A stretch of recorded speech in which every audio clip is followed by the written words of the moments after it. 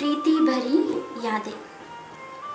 ब्रह्मा बाबा के अव्यक्त होने के बाद और उनके पार्थिव शरीर के तत्व सेवा पर उपस्थित हो जाने के पश्चात मधुबन के छोटे हॉल में जब सबकी स्नेह भरी याद और प्रेम भरे संस्मरण मन में समाई जिज्ञासाएं और भाव भरे उद्गार लेकर जब ब्रह्मा कुमारी गुलजार बहन ने संदेशी के रूप में ध्यान अवस्था में उड़ान भरी थी, तब ब्रह्मा बाबा ने पार्थिव शरीर में अपने अंतिम क्षणों का संक्षिप्त समाचार भी सुनाया था। बाबा जब अव्यक्त हो गए थे उसके बाद कुछ दिनों के बाद गुलजार दादी के तन में मतलब ब्रह्मा बाबा का आना हुआ और वो जब शरीर छोड़ रहे तो कर्मभोग के ऊपर उन्होंने कर्म योग से कैसे विजय प्राप्त की, उस बात के बारे में बाबा ने सभी बच्चों को बताया। ब्रह्मा बाबा ने बताया था कि क्लास समाप्त होने के बाद जब वे सभी वसुओं को अच्छा बच्चे अब छुट्टी ऐसा कहकर कमरे में वापस लौटे तो उन्हें हृदय क्षेत्र में असामान्य अवस्था का अनुभव हुआ, जिसे कि लौकिक भाव में लोग दर्द कहते हैं। वे शैया के बाजू पर बैठे ही थे कि उसकी मात्रा तेजी से बढ़ती गई। कुछ क्षणों के लिए शरीर और आत्मा में एक संग्राम की सी अंतिम स्थिति थी, मानो कि कर्मों का रहा हुआ थोड़ा सा हिस्सा अब स्थायी रूप से विदा लेना चाहता था। दोनों में मल्लयुद्ध हो रहा था, परंतु फिर भी साक्षी स्थिति बनी हुई थी। आत्मा पर देह अभिमान की परछाई नहीं पड़ी। तो बाबा को थोड़ा हृदय में दर्द हुआ और उनको वो दर्द फिर बढ़ने भी लगा। तो ऐसा लगा बाबा को जैसे कि थोड़ा बचा हुआ कर्म भोग जो है वो हिसाब किताब अभी चुकतू हो रहा है, लेकिन आत्मा की स्थिति पर वो थोड़ा भी प्रभाव नहीं डाला। बाबा साक्षी स्थिति में थे, जैसे कि कुछ हो रहा है तो बस साक्षी होकर देख रहे कि मुझे दर्द हो रहा है बस। आत्मा देह की अस्वस्थता को और हृदय में उत्पन्न होने वाली पीड़ा को अपने नियंत्रण में रखे हुए थी। कुछ ही क्षणों बाद ऐसा आभास हुआ कि चेतन आत्मा ने शरीर का एहसास छोड़ना शुरू किया। चेतन आत्मा ने शरीर का एहसास छोड़ना शुरू किया, जैसे कि मैं शरीर में हूँ ही नहीं, ऐसे मानो पाँव के पंजे से शुरू होकर चेतनता बड़ी तीव्र गति से स्वयं को समेट रही थी और भ्रुकुटी की ओर लपक रही थी। होते होते यह आत्मा जो उड़ता पक्षी है शरीर छोड़कर अव्यक्त धाम की वासी हुई। जैसे मक्खन से सहज ही बाल निकल जाता है, वैसे ही आत्मा देह रूपी कलेवर को छोड़ शिव बाबा के पास पहुंची।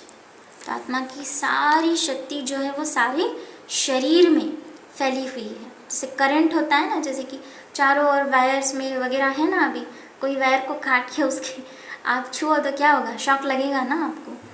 तो ऐसे आत्मा की सारी शक्ति करंट जो है वो सारी शरीर में फैली हुई है। तो ब्रह्मा बाबा को कैसे एहसास हुआ कि पाँव से लेकर वो सारी शक्ति समेट ली आत्मा ने, और समेटते समेटते आत्मा ने शरीर रूपी पिंजरे को छोड़कर अव्यक्त धाम बाबा के पास पहुंच गई।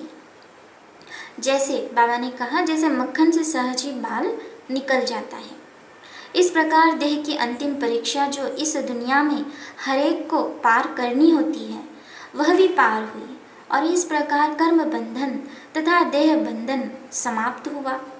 बाबा ने कहा, वत्सो, मैं कोई आपसे दूर नहीं हुआ, बल्कि पहले शरीर होने के कारण जो आप सबसे मिलने की बाधा थी वह समाप्त हो गई। अब तो आप जब भी चाहें, जहाँ भी चाहें और जितने समय के लिए चाहें बुद्धि योग बल द्वारा मुझसे मिल सकते हैं।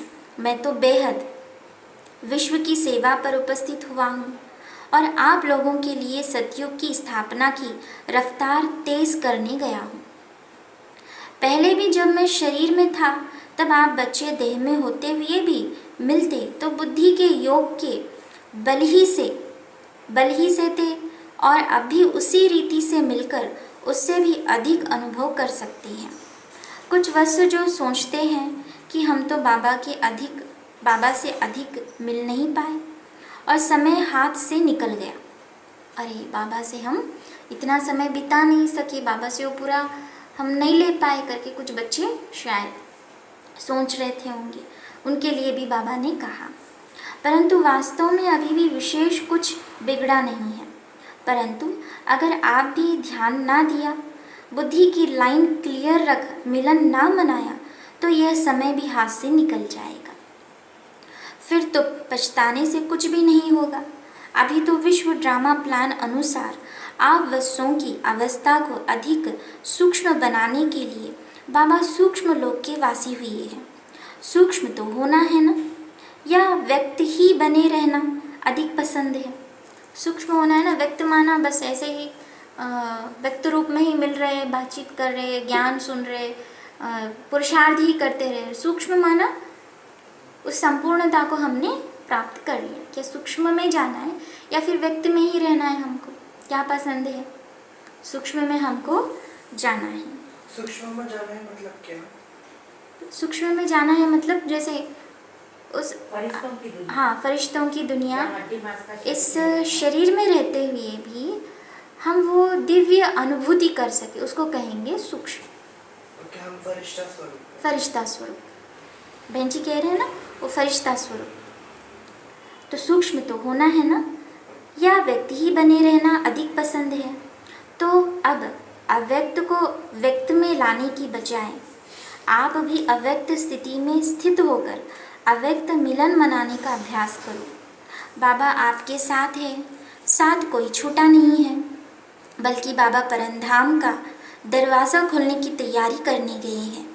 इस प्रकार बाबा ने इस सारे वृत्तांत के पीछे के रहस्य को स्पष्ट भी किया और साथ साथ स्नेह की अभिव्यक्ति भी की, जिससे कि सबके मन को बाबा ने दिव्य रूप से केवल ढाढ़स ही नहीं दी, बल्कि उनकी योग की स्थिति को ऊंचा उठाया और उन्हें अव्यक्त स्थिति में स्थित होने की प्रबल प्रेरणा दी। सभी के मन पर इस अनुभूति की छाप लग गई कि अव्यक्त रूप में बाबा हम सबके साथ हैं। आज भी यज्ञ का हर एक वत्स यह अनुभव करता है कि बाबा उसके साथ है। यह कथन मात्र नहीं, बल्कि व्यक्तिगत रूप से प्रायः हर एक की अनुभूति है। परंतु अव्यक्त मिलन मनाने के साथ साथ बाबा के व्यक्त काल के चरित्रों का भी गायन हर वत्स करता रहता।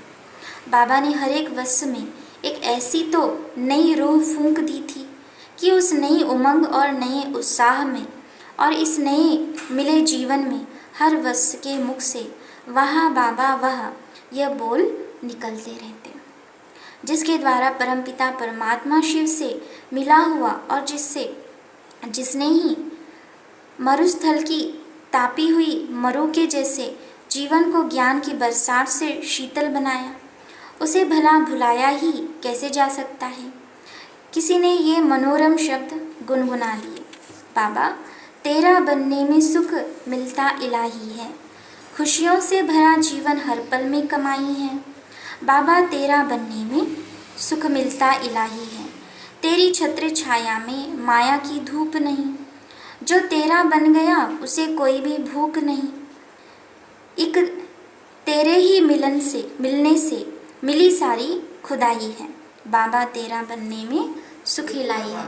ये गीत भी है, जानकी दादी जी को बहुत पसंद था ना ये गीत। ये पूरा गीत भी है इसके अंदर लिखा हुआ।